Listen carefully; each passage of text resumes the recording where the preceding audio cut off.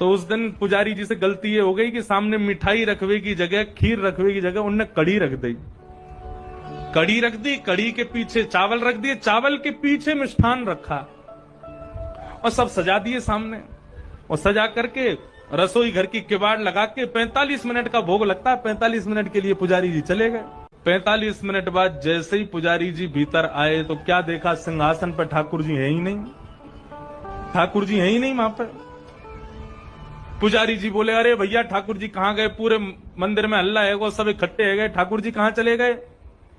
कोई ने कही, बोले छोटे से ठाकुर जी है सके, इनमें कढ़ाइयन में गिर गए हो, छानो। तो सिंहासन के आगे वाली जो कड़ी की कढ़ाई ही कही जैसे ही छानी, तो जैसी छानी तो वहां में ठाकुर जी निकल आए। अब तो महाराज पुजारी जी बड़े जोर से हंसे, बोले अरे लाल जी को कड़ी इतनी भा गई, इतनी बढ़िया लगी कड़ी की वहां में कूद ही गए।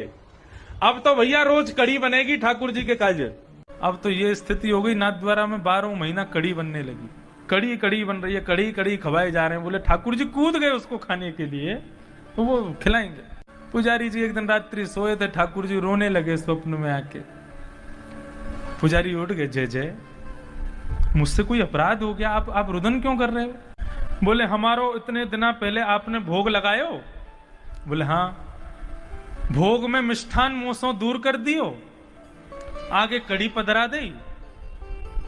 बोले हाँ कड़ी पधराई, आपको तो कड़ी प्रिय है। बोले कड़ी प्रिय, कहां से प्रिय कड़ी मोकू? बोले अरे आप कड़ी में कूद गए। बोले मैं कड़ी में कूदा नहीं था, मैं तो मिष्ठान लेने के लिए जा रहा था, कड़ी बीच में आ गई, अब हम उसमें कूद गए, आपको लगा कि हमको कड़ी ज्यादा प्रिय है, और तब से आप हमको कड़ी कड़ी कड़ी कड़ी खवाए जा रहे हो।